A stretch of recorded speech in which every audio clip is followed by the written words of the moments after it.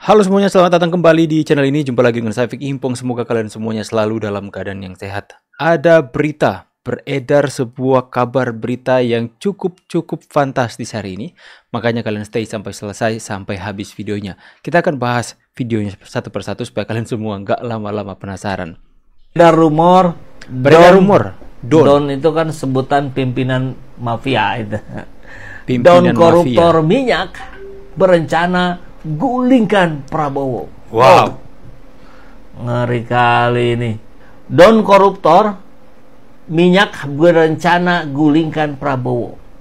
Hasil korupsi minyak sebesar 1.000 triliun lebih dari cukup untuk membuat kekacauan ekonomi dan politik nasional. Wow. Ya iyalah, 1.000 triliun. 1.000 triliun. Berapanya nilai APBN ini? Menurut info sedang mengkonsolidasi mafia-mafia untuk mengumpulkan uang untuk gulingkan Prabowo. Kabarnya sudah terjadi kata sepakat, lokasinya di sebuah hotel di Kuala Lumpur. Wow.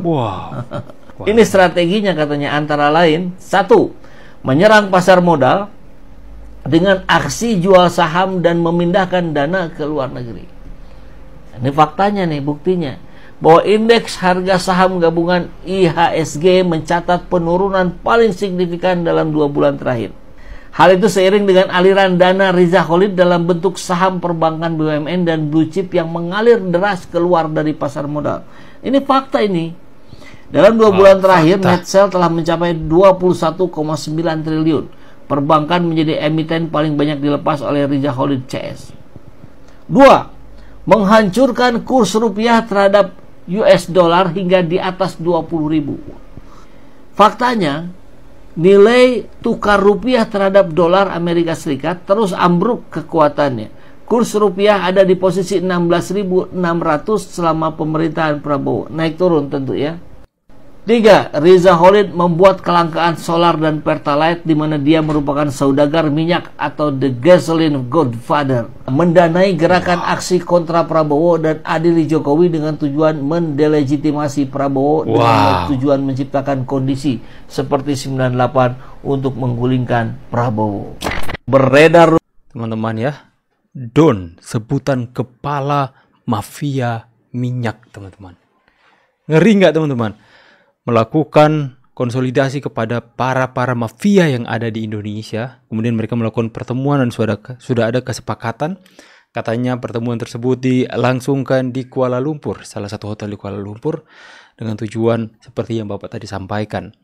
Dan kita bisa melihat di poin yang ketiga tadi teman-teman, bahwa menciptakan huru-hara di tengah-tengah masyarakat, demo-demo untuk menurunkan Prabowo dan mengadili Pak Jokowi.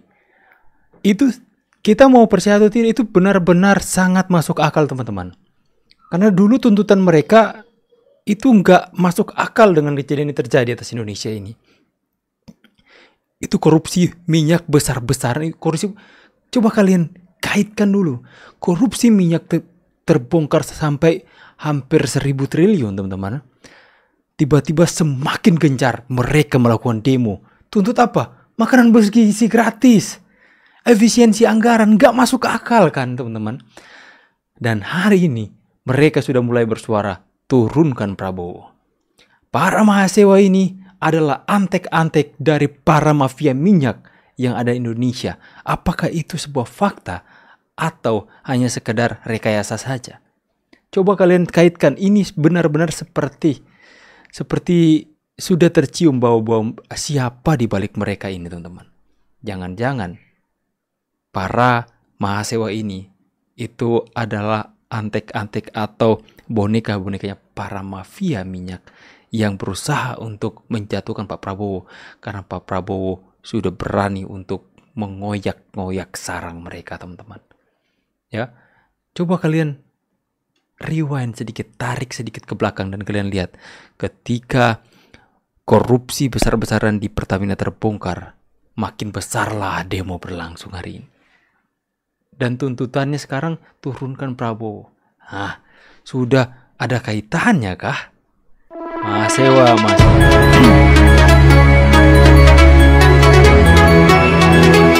Jangan-jangan dosen ini juga ada aliran dana gelap juga masuk ya.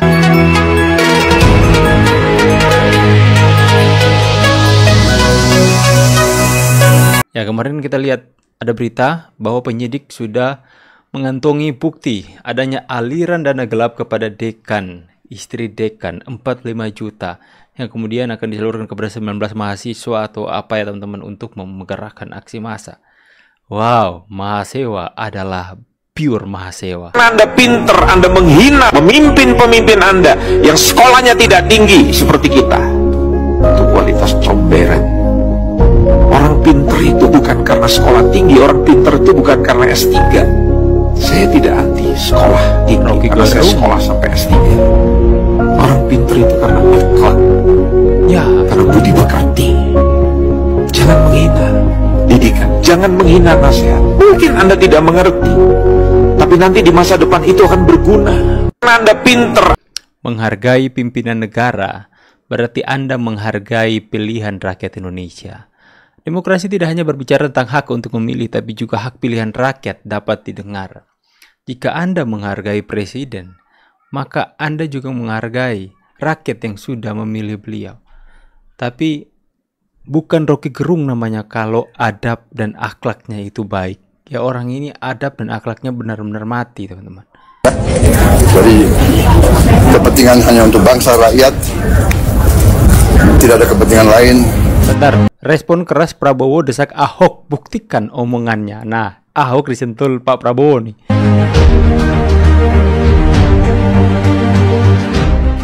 Pemanggilan Ahok tampaknya jadi langkah strategis untuk mendapatkan titik terang dari orang yang pernah berada di jajaran puncak Pertamina.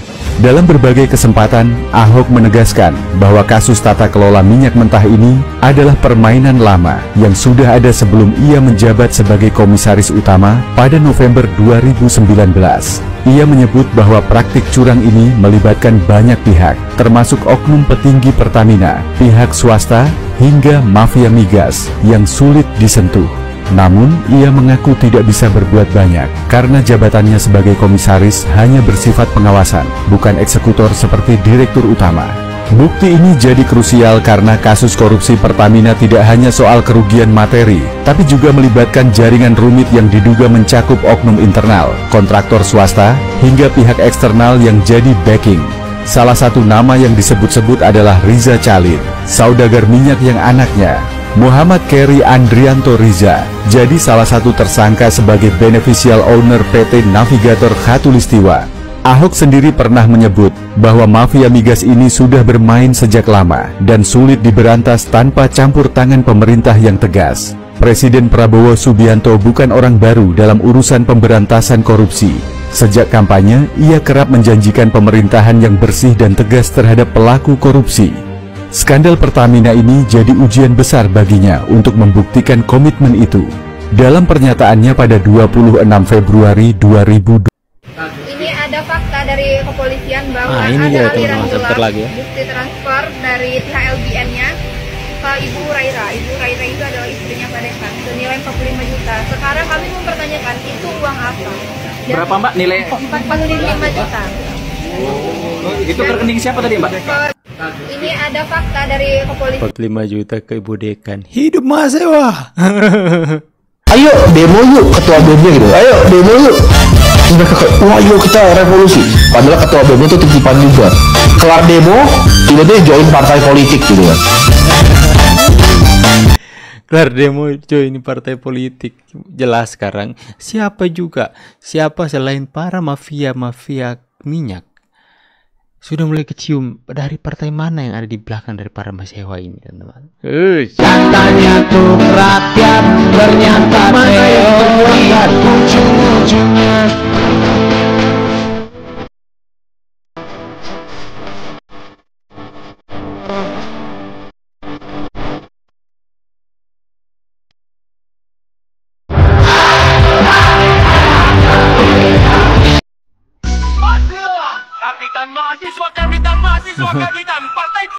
Ini manusia Melki yang paling saya jengkel nih satu ini, teman-teman.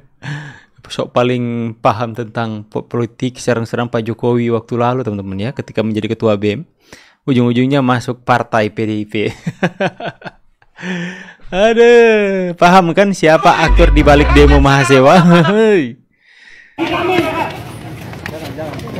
Pak, ini adalah buku suara kami, Pak. Suara kecewaan kami. Tolong ya. Tolong ini adalah kita, Pak. Ini adalah buku suara kami. Kuasa ini kita, Pak. Silakan, Bang. Kita di sini tidak bisa. Silakan orasi, tidak ada bakar-bakar. Orasi tidak bakar-bakar. Tetap seperti ini. Allah melawan. Sampaikan orasinya, tidak ada bakar-bakar ya. Merugikan apa kepada bapak-bapak semua? Merugikan apa kepada bapak-bapak semua? Tunggu. Harusnya karena pada bapak-bapak seperti ini. Ada yang terluka kan? Ada yang terluka kan semua? Ada yang terluka. Bukan jangan dibuang. Kembalikan kita keluar.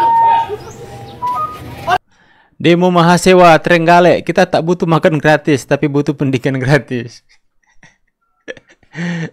Udah masuk ke rekeningnya 50.000. Aduh teman-teman ya, kita akan terus bukti berita-berita tentang fakta-fakta yang akan mengungkapkan kebobrokan dari para mahasiswa ini yang hanya demi uang mereka rela untuk menciptakan sebuah kerugian bagi negara ini, teman-teman. Sebenarnya apa yang mereka lakukan itu hanya membuat kita rugi teman-teman ya. Emang negara itu nggak rugi ketika ada demo. Satu demo saja itu biaya sampai miliaran untuk mengerahkan pengamanan, teman-teman. Ya, dan itulah mereka mau bikin kacau negara ini, mau memecah belah, mau saja mahasiswa ini dijadikan alat untuk menggulingkan Pak Prabowo. Jangan sampai deh kalau rakyat mulai jenuh dan mulai melawan kalian ya. Silahkan tulis pendapat kalian di kolom komentar. Saya pamit dulu, see you in the next video and God bless.